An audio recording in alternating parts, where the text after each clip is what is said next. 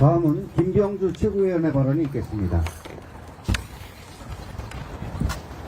서울 면적의 80%를 태운 영남지역 산불의 주불이 모두 꺼졌습니다. 산불이 발생한 지 10일 만입니다. 하지만 잔불이 남아있어 여전히 안심할 수가 없습니다. 게다가 오늘부터 영남지역에 또다시 건조한 서풍이 불 것으로 예보됩니다. 불씨가 다시 살아날 확률이 아주 높습니다. 잔악계나 불조심, 일상 곳곳에서 각별히 주의해 주시기 바랍니다. 이재명 대표는 최근 나흘간 산불 피해 현장을 다니면서 민심을 청취했습니다. 당 차원에선 산불 재난 긴급 대응 특별위원회를 가동해 세 차례 회의를 진행했습니다. 대형 산불의 원인과 대응 개선 방안에 대한 심층적이고 생산적인 토의가 이루어졌습니다. 또 민주당 소속 지자체를 중심으로 피해 지역에 대한 재난 물품 지원, 정부의 지자체 예비비 신속 집행 촉구 등 여러 방안을 시행하기로 의견을 모았습니다.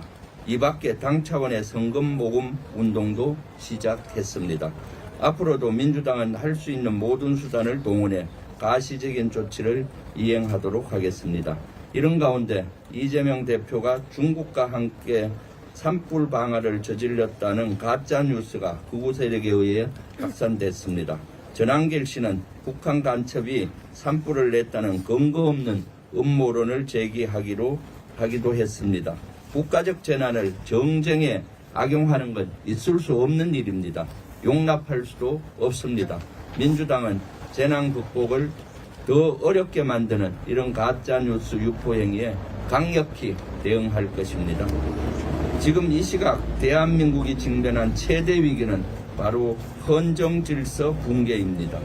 헌정질서 붕괴로 대한민국이 무너지고 있습니다. 그리고 그 중심에 윤석열과 한덕수, 최상목이 있습니다. 애초 한덕수 총리가 헌법에 따라 국회가 추천한 3명의 헌법재판관을 곧바로 임명했다면 내란 속의 윤석열은 진작 파면이 됐을 겁니다. 한덕수 총리는 이를 노골적으로 거부했습니다. 지금도 그렇습니다.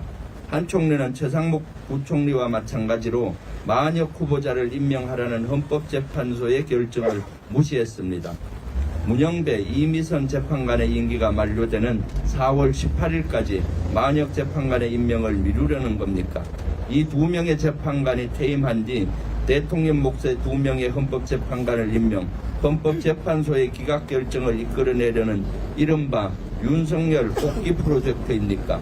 만약 맞다면 헌재 정상화를 막아 내란 수계를 지키는 매우 위험천만한 행위입니다. 대한민국을 무너뜨리는 행위입니다. 미국의 한반도 전문가이자 강경 보수론자인 빅터 차 CSIS 전략국제문제연구소 한국 석자도 이렇게 말했습니다. 윤석열이 파면되지 않으면 한국 내 정치 위기는 해결되지 않을 것이다. 연일 계속되고 있는 거리 시위는 사라지지 않을 것이다. 그리고 또 한국의 내란 사태로 인해 한미동맹에 조용한 위기가 찾아왔다고 진단했습니다.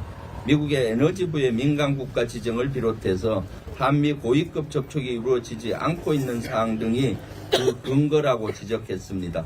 어디 이뿐이겠습니까? 윤석열은 복귀하면 당장 2차 계엄을 선포할 것으로 보입니다. 윤석열 파면을 외친 정치인뿐만 아니라 언론인들, 일반 시민 여러분 모두 체포될 게 자명합니다. 비완벙커와 같은 은밀한 곳으로 끌려가 절단기와 야구 방망이 앞에서 강제 수사를 받아야 할 것으로 보입니다. 윤석열 일당이 원하는 대로 진술하지 않으면 폭파, 제거될 게 불보듯 뻔합니다. 민주주의는 완전히 사라지고 북한과 같은 독재국가가 될 것입니다. 헌법재판소는 정녕 이런 세상을 원합니까? 헌법재판관님, 우리 국민이 간절히 바랍니다. 우리 국민의 명령입니다. 윤석열에 대한 탄핵 심판 선고일을 당장 지정하십시오. 피청구인 대통령 윤석열을 파면한다라는 주문을 당장 선고하십시오. 그렇지 않으면 헌법재판소의 신뢰는 바닥으로 주저앉을 것이고 헌법재판관들은 역사의 죄인으로 영원히 기록될 것입니다. 이상입니다. 다음은 한준호 최고위원의 발언이 있겠습니다.